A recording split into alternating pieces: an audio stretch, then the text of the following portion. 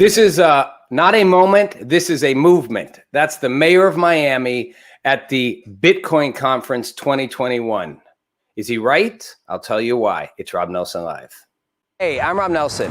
I used to host a show on Fox, and now I do a digital live stream called Rob Nelson Live. And my whole mission is to figure out how in this time of division we can find common ground.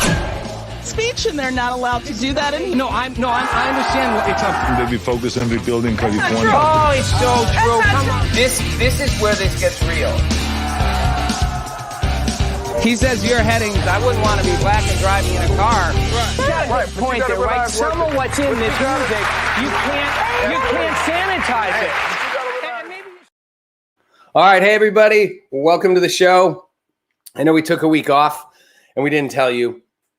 So I feel bad because maybe some of you wondered if I just disappeared completely. And maybe some of you would have been happy if I just disappeared completely. But I'm not, I'm here. I'm not gone.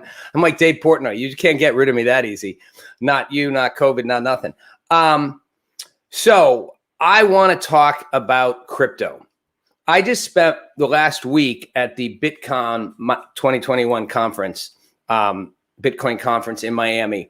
For those of you who don't know crypto, who do know crypto, don't know blockchain, do know blockchain, it doesn't really matter. The truth is, whether you are into cryptocurrencies, not into cryptocurrencies, know much about blockchain, know much about Bitcoin, it's irrelevant. It is going to change your life. And you may think, well, why? I mean, I don't know. I've been hearing about this stuff forever. I read a lot that says it's just like a scam. Well, I'm going to tell you why. What's happening right now in cryptocurrencies is going to transform every single thing we know about money, economics, global finance, and ultimately what's happening on the blockchain on which crypto is built is going to transform much of how we do life over the next 10, 15 years. So in Miami at this conference, which by the way, 50,000 people, 50,000, it was like a football game, came to this conference. It was the largest cryptocurrency conference ever.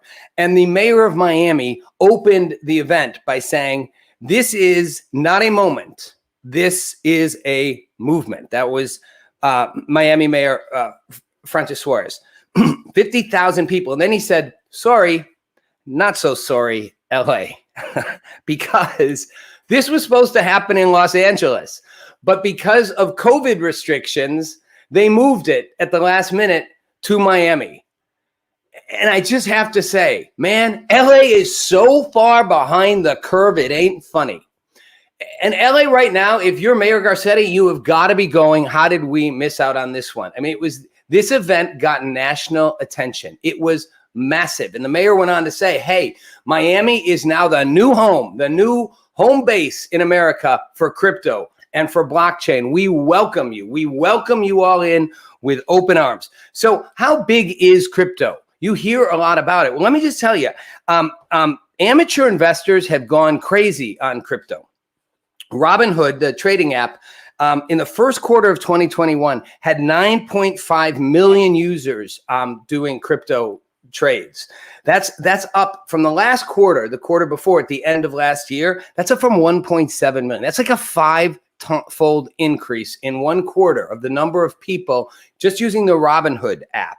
Coinbase, which is a main place where digital currencies are exchanged, went in the first quarter, doubled from the last quarter of 2020 over the first quarter, doubled the number of users. And financial advisors, actually, the Financial Planning Association did a survey, and they said that 50% of people's clients, 49 to be exact, had asked about crypto, up from 17% last year. And the number of financial advisors who plan to use and recommend crypto in their portfolios or to their clients has doubled. Meanwhile, Google itself has now said that they, starting August, will accept crypto exchange wallets. That's a wallet, it's a digital wallet where you keep your cryptocurrencies, just like your hard wallet, but it's digital. And they will allow ads for those wallets and for crypto exchanges starting August 3rd, something they were never willing to do. So when somebody says this whole thing's a scam, you're listening to the wrong people. Why do they say it's a scam? the mainstream media for a long time, coverage around crypto has been pretty negative. Oh, yes, it's taking off, but the reality is it's a really dangerous thing. And you've heard the stories. People like, I went in and I lost all my money and I couldn't find my key. That's the long numerical code you have to remember. And it was all a disaster. That narrative got played up pretty high. I know people and there was pressure. They closed the Justice Department went after a bunch of the exchanges, shut them down. I know people who pulled out of crypto because of that happening.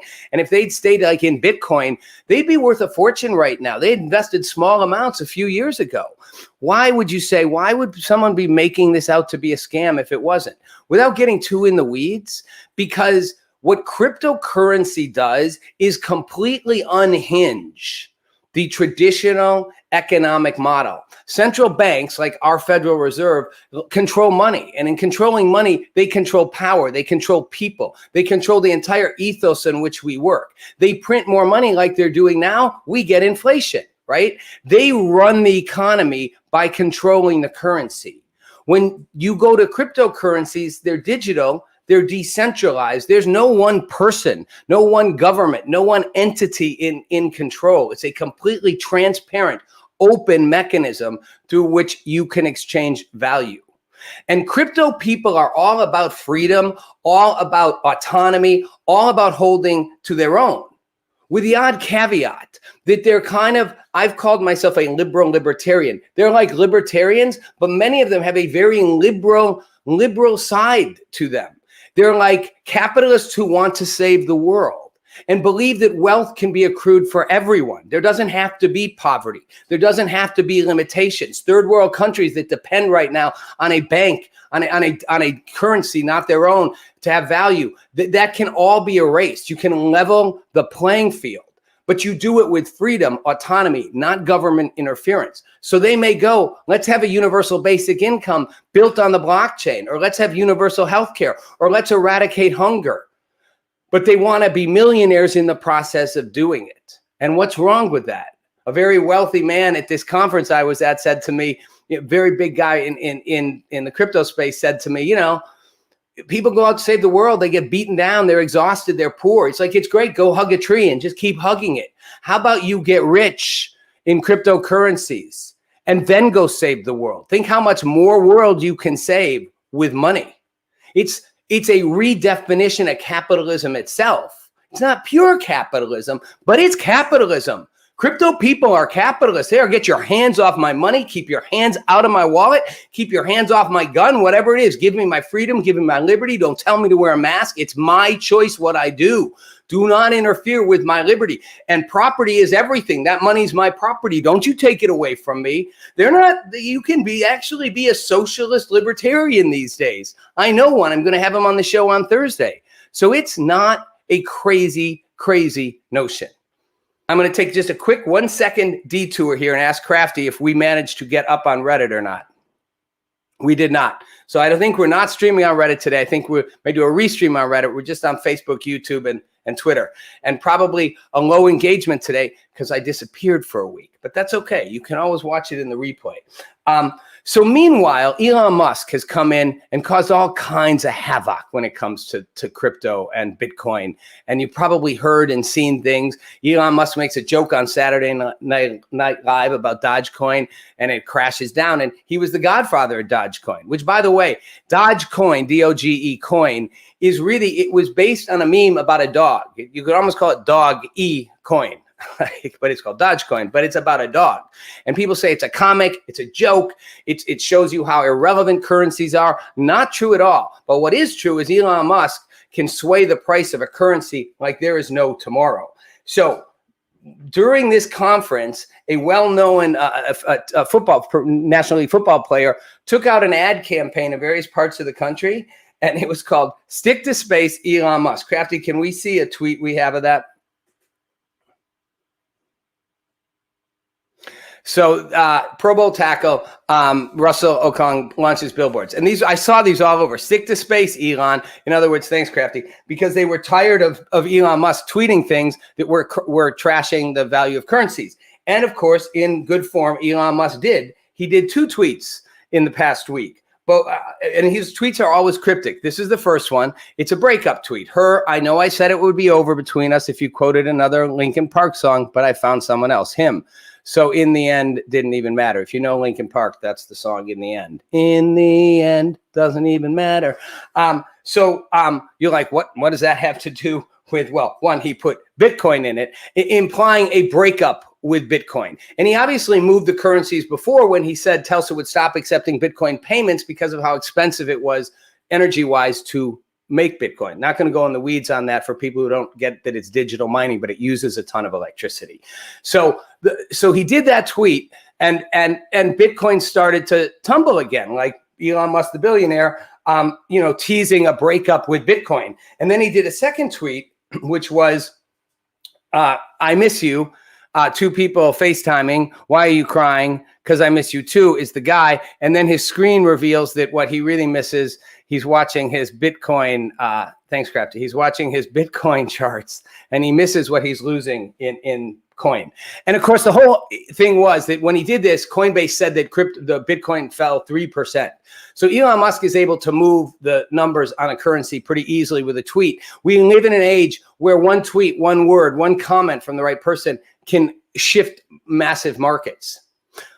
But what's happening with Bitcoin, what's happening with cryptocurrencies and other blockchain related technologies truly will transform how you live. You don't have to understand it to believe me on this. You don't have to go, I need to understand crypto to understand why.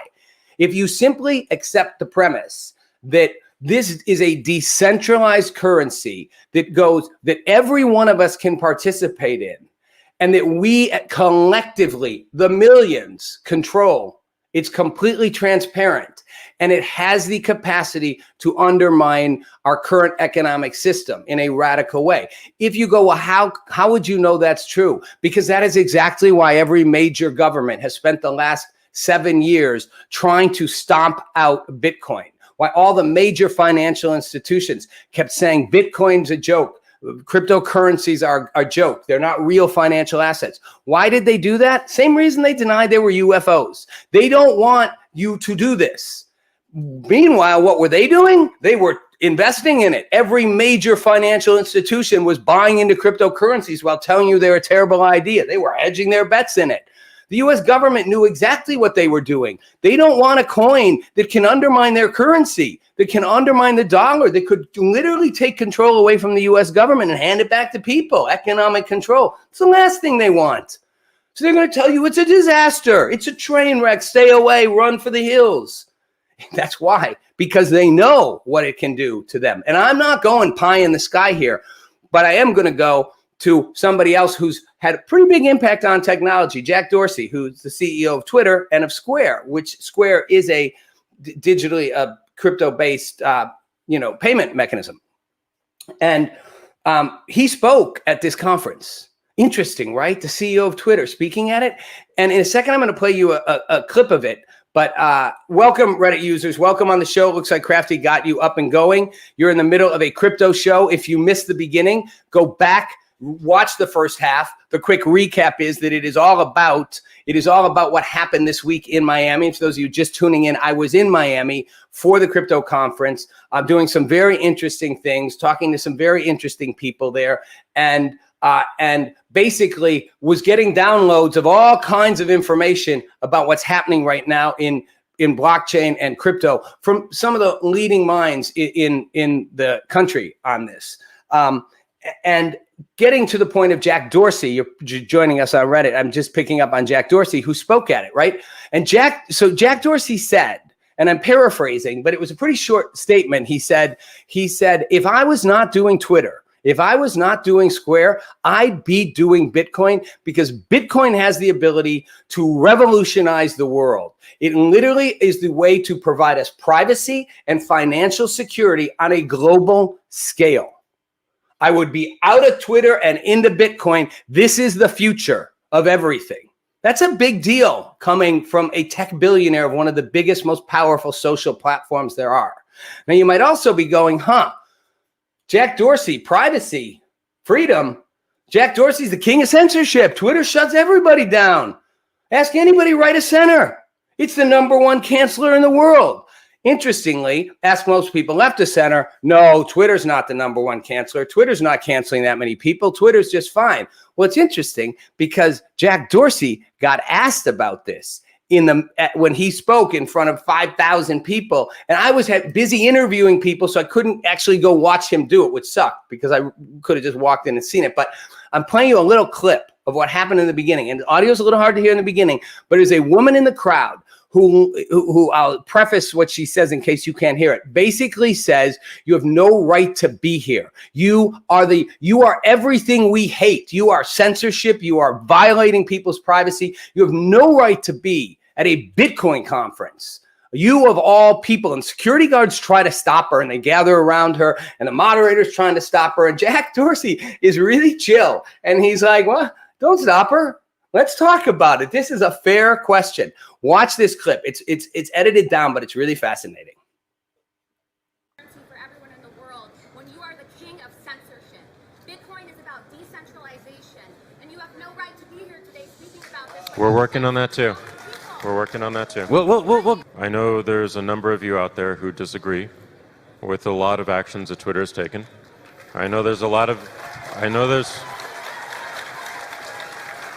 My goal in my life in this moment is to remove as much as I can the corporateness of our companies and find better intersections with the open source community. We're trying to do the same thing with Twitter by creating a new platform, a new open source standard called Blue Sky. We're just starting it, and it will have none of the restrictions that you see on Twitter. So inspired entirely by Bitcoin, we want to do the same thing for social media. And again, I know you're not going to believe me. I know you're saying liar. I'm going to prove it to you. And then we can have another conversation later.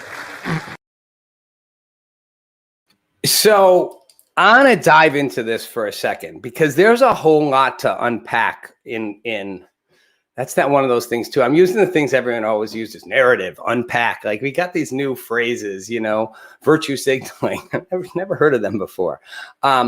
So here's the thing about Jack Dorsey that this reveals, and I have to say, I got some more respect for Jack Dorsey here. It's interesting. It's an interesting scenario. I wondered why Jack Dorsey was so busy letting Twitter censor people. It didn't quite make sense, given that Jack Dorsey is essentially a blockchain guy. That's what crypto's built on, is essentially part of that community. And never made sense given the open source nature. When he says open source, that's what everything in blockchain, all cryptos, they're open sourced. And I always wondered why. And it was interesting if you listen to what he said. And if you watch the whole thing, people are yelling and screaming. It takes a while to, like 4 minutes to get to him answering because of everybody yelling. Is that Jack Dorsey is effectively admitting, I don't like what we did either. I don't like that we censored people. He's alluded to that before. He's actually said it before. I did about 6 months ago a thing about where he said, I don't like what we had to do, but we felt we had to. He does not like that his platform censors people. He does not like that he is doing that. And you go, well, then why is he doing it? Because of the corporatization culture around social media platforms. He recognizes we got ourselves jammed in a hard spot.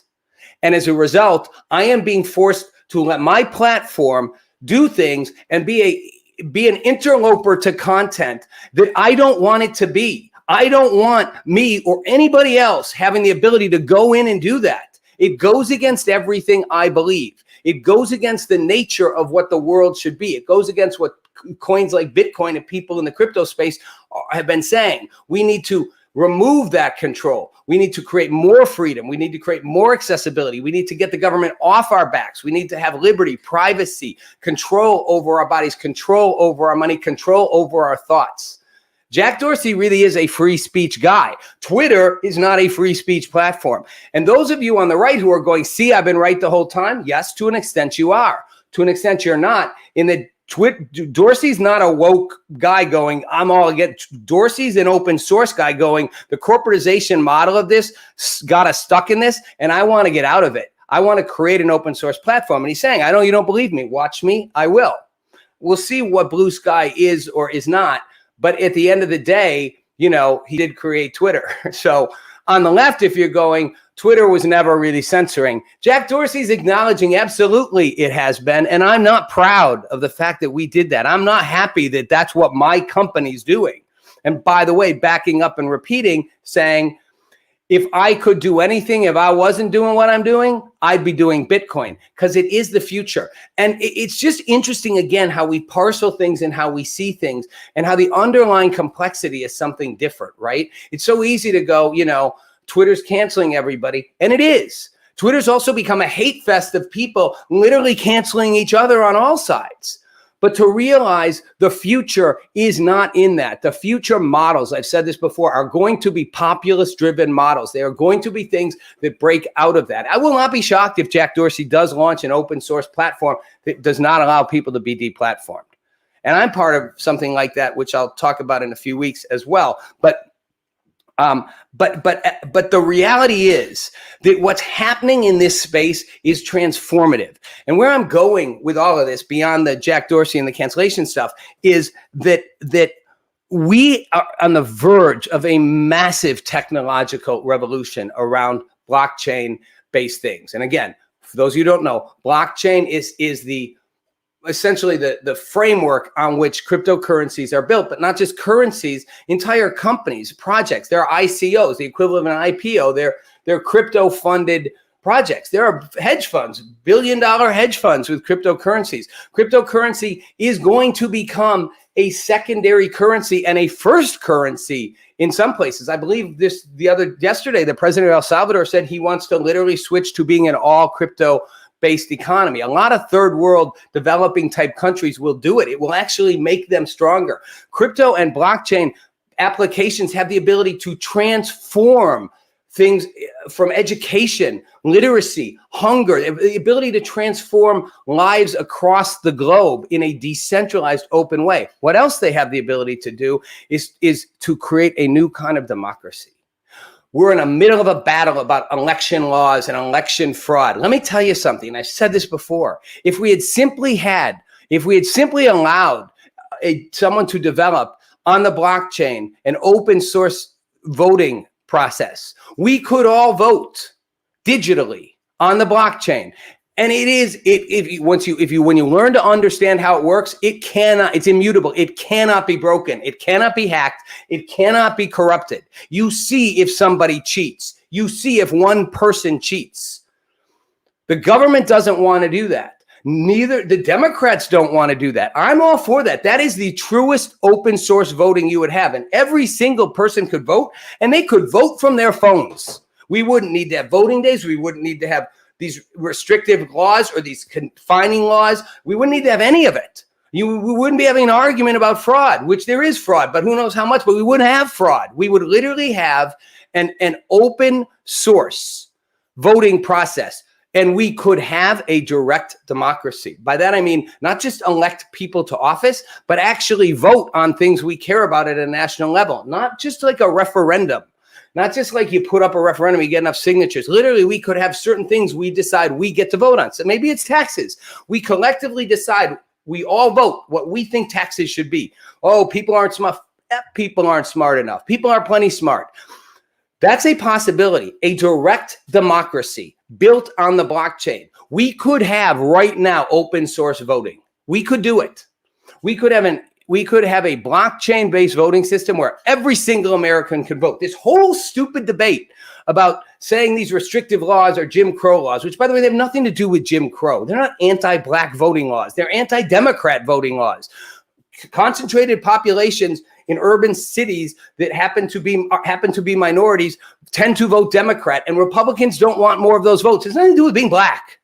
It's nothing to do with your color. It has nothing to do with thinking black people are somehow inferior, shouldn't get the same access. It's Democrats versus Republicans. They each try to get the most. And neither of them want a truly open system, a completely open, transparent system, which is why Edward Snowden, who is still to this day living in exile, and Julian Assange, same thing, are considered traitors to the country by both parties rather than heroes. Their crime, showing us things, being transparent. Edward Snowden showing us what the U.S. government did, spying on us, breaking its own laws to spy on us. For that, you will be prosecuted. Trump was going to prosecute him. Obama was going to prosecute him. There should be a national day, an Edward Snowden Transparency Awareness Day. That's a horrible name. Blockchain, cryptocurrencies, they are going to change your life. Whether you invest in them or not, you will be using them. You will be affected by them. And we are on the verge in the next 5 to 10 years of the next major tech transformation. It is going to be blockchain based. It is going to be cryptocurrency based. And it is going to transform not just economics, not just a lot of social policies and social situations, but also politics, especially in this country. Okay, switching gears. Dr. Fauci, my favorite, Dr. Fauci. Dr. Fauci's just in the news over and over again. This time it's about his emails. Dr. Fauci, a trove of emails. Now already you had the Fauci gate, the Fauci leaks, and the media all in a frenzy. 3,000 emails of Dr. Fauci's released. And depending on your politics, because we're in a horrible left-right divide with our horrible left-right media narratives, is one side is Dr. Fauci lied and here's the proof. The other side is look at the interesting things we've discovered about how Dr. Fauci weathered his way through the pandemic. And of course, you know, the one side of the press likes to point out that Dr. Fauci, by the way, did not, these emails weren't leaked. They were not leaked. They weren't. But Fauci didn't just provide them to us. It wasn't like, here's my emails. Somebody went to court, did a freedom of information battle, and got them released. Forced them to be released. Call it a leak, call it a forced release.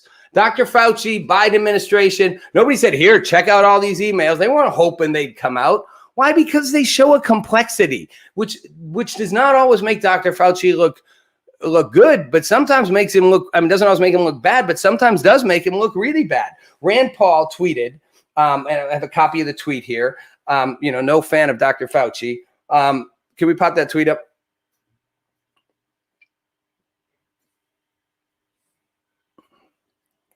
It's time to fire Fauci. Emails that have been released now under Freedom of Information Act show two very important things. One, Fauci has been lying. Two, I've been right all along. Well, thanks, Crafty. No shortage of ego there, right? He's a politician. And FYI, I cut the bottom of it off, but underneath that is a give money to my reelection campaign. So, Senator Paul using it as a fundraising tool. You don't get the moral high ground there either. Again, I get it. He's a politician. That's what they all do. Just calling a spade, right? But to his point, Fauci's been lying. I've been right all along. If you read through some of the emails, it certainly does suggest if Fauci hasn't been lying, he's not been fully like truthful, right? And obscuring the truth isn't the same as lying, but with Fauci, you start to wonder because it seems like information and what he believes changes the more information is revealed. Like he says something, and if something comes out that sort of contradicts that, he winds around it. And that's what seemed to happen with these emails. So what happened is that and one thing I noticed is the way the media handled it. So Vox did an entire piece about the Fauci emails and what it showed us about how we think and about culture and social media.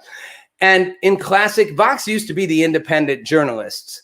What Fauci Gate emails tell us about COVID-19 and American politics, how social media has triggered conspiracy theories over Dr. Anthony Fauci's emails. Vox, was Greenwald's thing, and he left it because he felt like it no longer remained independent, but it claims to be independent journalism. And I'm picking on this notion that people have said to me before, watch the show, you're cherry picking information, Rob.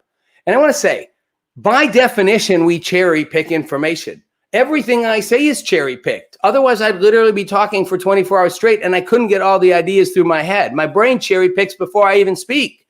What you do, what you say, what you think is cherry picked. And when you're a journalist, you cherry pick by definition. You start out deciding to cover a story. You decide who you want to talk to. You decide what information you think is relevant. You are cherry picking from day one. You also have bias. If reporters just admitted their bias, we'd be a lot better off. You don't have to pretend you don't have a bias. I hate when reporters pretend they're objective. You're not objective. No one's objective. Admiral Crum, idiots salivate for these email drops and think they can make sense of things they know nothing about out of context. You know what, the Admiral Crum, I'll give you on that one. I will give you that people do that. And I'm not going to argue that that's not true, but I'm going to challenge you on the other side to consider something. This is a two-way street. And it happens the other way as well. And we saw that for 4 years during the Trump presidency. And before you go there, I'm not making a defense of the Trump presidency. I'm simply saying the notion that things are taken out of context, things are said before they are understood, is very much how we operate. So people are going to take things out of context. That said, that does not give Dr. Fauci a green light pass, because my problem with Dr. Fauci is that he said things and changed things repeatedly, and it appears kind of sketchy. Now, if you're going to argue, well, things change, I'll get to that in a minute. But to the very first, to the notion of defending him, I thought it was interesting with the cherry picking thing, that Vox's whole piece was how people cherry pick, and to the point that was just put up by the Reddit user, that we cherry pick, we take the things we want when we don't know enough about it. And my point is, the Vox article is pointing that out, and then in great depth goes into cherry picking how it will translate what Dr. Fauci actually meant and actually said. I'm going to read you a piece from it. Fauci gets an email, and I'm going to show a video of this in a minute. In 2020 of February, he gets an email from a woman asking if she should wear a mask while traveling, and he says, quote, masks are really for infected people to prevent them from spreading infection to people who are not infected, rather than protecting uninfected people from acquiring infection.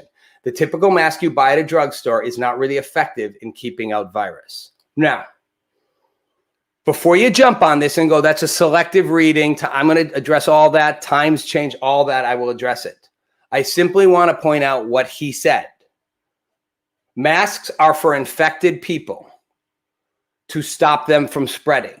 They're not to protect uninfected people. And the typical mask you buy at a drugstore is not really effective at keeping out a virus.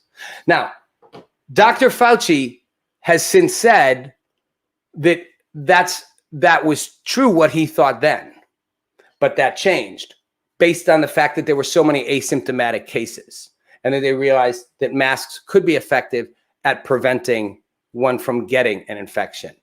The reality is most people think that's why they wear a mask. I see people in California today wearing masks on hills riding horses. They're not worried about infecting somebody. They're worried about getting infected, which by itself is crazy because they're on a horse in the mountains, but that's a separate issue. But the typical mask you buy at a store is not effective at keeping out a virus. That's at keeping it out. That's what most people's masks are. Unless you have an N95 or a respirator grade mask, your mask is not really effective. That didn't change. I'm going to play a clip. Dr. Fauci did an interview a few days ago with John Berman on CNN in which he was asked about three things. The first one was masks. The second, he was asked about masks. He was asked about the lab leak, whether it leaked from a lab or humans, transmission from an animal, whether it was an intentional leak, and about masks. And when asked about this particular email and the masks, and John Berman says, would you say something different today? This is what he responded.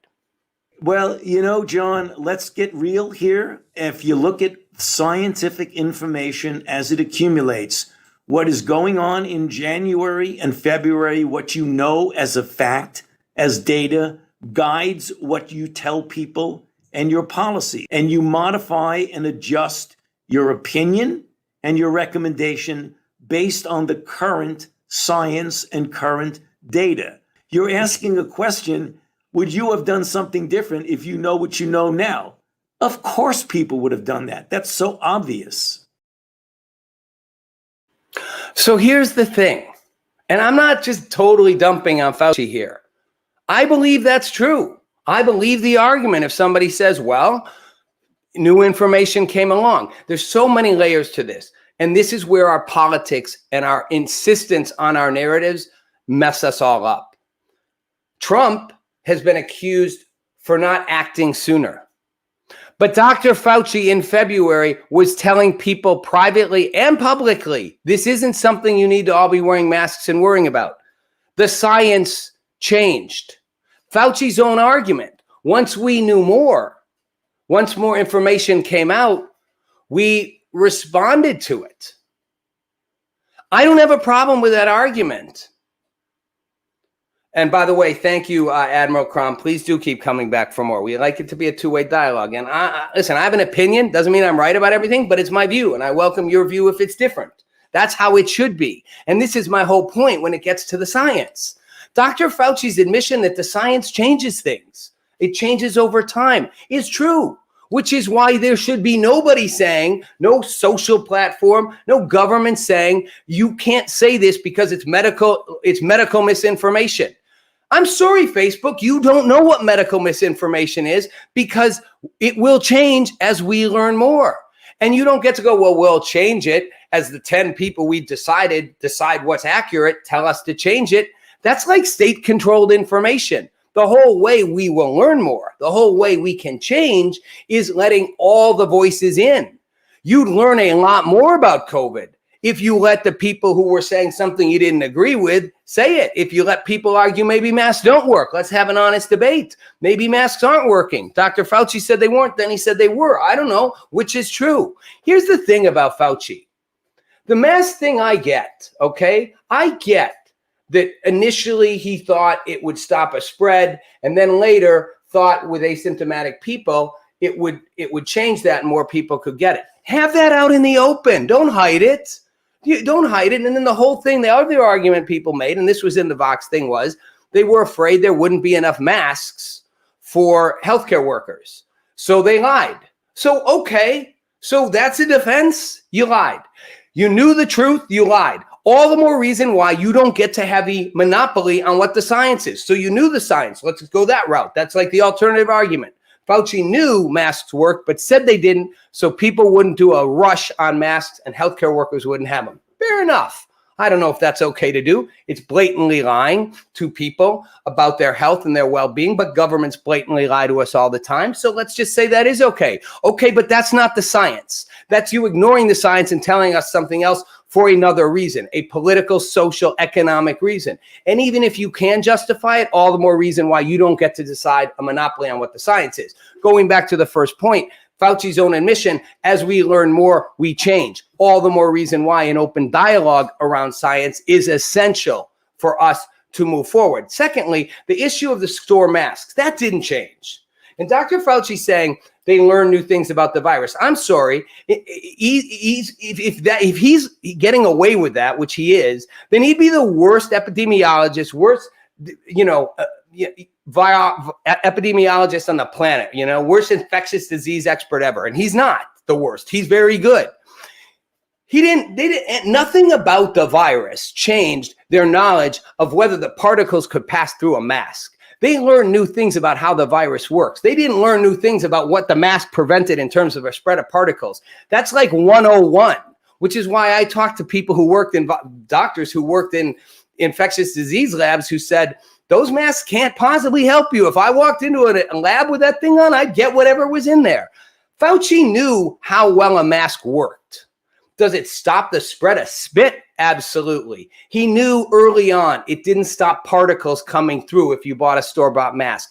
Everything he learned about COVID over the next 10 months didn't change that knowledge, didn't change what particles could pass through that mask.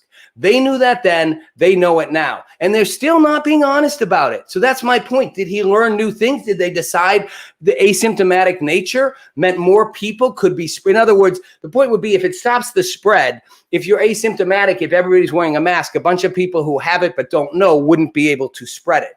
But that's not what they told us. They said the mask kept you from getting it. It didn't. And they admitted it then, and that's still true. Because whether you could get it had nothing to do with what we learned about the virus. It had to do with whether a store-bought mask could stop those particles from passing through. They knew it couldn't then. I knew it couldn't then, and I'm not an epidemiologist or a scientist. It was pretty friggin' obvious that that mask isn't going to stop particles from passing into you. It will stop your spit from coming out. So if you have it, you ain't going to spit on people. But even that's not going to stop your breath. My point is merely, again, we couldn't even have this dialogue without being told one side is lying, the other isn't. And the truth is, knowledge comes through time, through a process. As we move forward, we discover more. And that's what we are denying ourselves. Now, as to the other two things, the lab leak, Fauci did his flip-flop again with Berman saying he actually still believes the virus was passed from an animal to a human, despite the fact that a couple of weeks ago he said he's now more open to the other possibility and understands why that makes sense. And before that was insistent it was passed from an animal to a human, not a lab leak. And now it's back to most likely an animal to a human. However, a lab leak's a possibility. And again, I'm okay with him having switching opinions. All the more reason I want everyone else to have opinions, because I've heard a lot of good, Dr. Redford, the former CDC director, a lot of scientists now, and Facebook's no longer calling them misinformation, allowing it to be said that might have leaked from a lab, because a lot of people have said the way that virus transmits makes sense that it was engineered. Because if it goes from one species to another, the way it moves in usually takes longer. And COVID moved so fast as if it had been engineered in humans, engineered in a lab. And for the final one, I'm going to go big conspiracy here, guys. The lab leak. I didn't play that clip, but Fauci goes, this is absurd. The notion that China would leak the virus, kill its own people to kill everyone else. I understand it's pretty far-fetched. And I'm not saying I think that happened. But I'm also not saying you don't have a right to have that opinion and we shouldn't think about it. Is it absolutely inconceivable that China would leak a virus that could cause the kind of damage it did in the world and kill its own people in the process? It's not inconceivable. China's over the decades been willing to do all kinds of things. Chairman Mao was willing to let millions of his people die. If they knew what they were doing, if they leaked it intentionally, if they were already prepared to block, which may be why there weren't as many cases in China, could they have done it? Would they have done it? Maybe just to damage the world economy. I'm not saying they did, but you have every right to consider it the same way you had a right to consider whether the Bush administration was behind 9/11. Likely, I don't think so. Possible, sure. Conspiracies are only conspiracies theories until they're proven. Conspiracies exist. They're theories until you prove them. And people seem to pick and choose which conspiracy theories they want to have. It's like if it's a conspiracy I like, it's not a theory. If it's one I don't, it's a theory. We should be willing to entertain them all, not dismiss it. Out of hand. There's no way China would have. I don't know what China would or wouldn't have done. I know what China's done historically. I know this virus came out of China. I think it came out of a lab. I'm not saying they leaked it intentionally, but either way, they knew about it months before they told anyone. They let the world get it before they told anyone. Was that because they wanted to infect people? That's one possibility. Or is it simply because they wanted to save face? In my view, perhaps more likely. China's government, China's culture, it's all about saving face. Either way, China let a virus out, knew about it for several months before telling the world what it was, and is responsible for that. So you have every right to wonder, at what point does their culpability start? How much did they know? When did they know? And did they even perhaps want it to happen? You're allowed to ask that. The fact that we say you can't is the problem. Same way you're allowed to question the science, because as Dr. Fauci said, the science changes. Information, new data. Science itself doesn't change. The principles don't change, although they do as well as we learn new things that we didn't know were possible. Back to the UFOs, we may be discovering some big changes in science. But the data, the information we have changes what we think the science proves. And allowing us, everyone, to be in that debate in a viral way is essential. You can't cherry pick which science, which data you want to allow to be true, or which group gets to say what, if you want to ultimately get to truth. That kind of censorship, whether it's in medicine, whether it's in a disease, whether it's in politics and culture, that kind of censorship is the opposite of freedom. It's the opposite of liberty. It's the opposite of progress. It's not a progressive good thing. It's the opposite of helping humanity get better, of helping people reach their full potential, of helping us all live better lives. And I, for one, go back to the core premise. There's a reason we have limited government, because you don't want an entity, an organization controlling and telling you what to do. And the more technology moves us forward, the more opportunities come, the more we can take control, autonomous control of our own lives, our bodies, our minds, our choices, our thoughts. what we put in them, what happens to them, what we do with them, what we think, where we go, and with our wealth and our property. That is the vision that we all need to be on. And we need to be on it in a political and a social track. And we're going to be. Rob Nelson Live. Thanks for watching.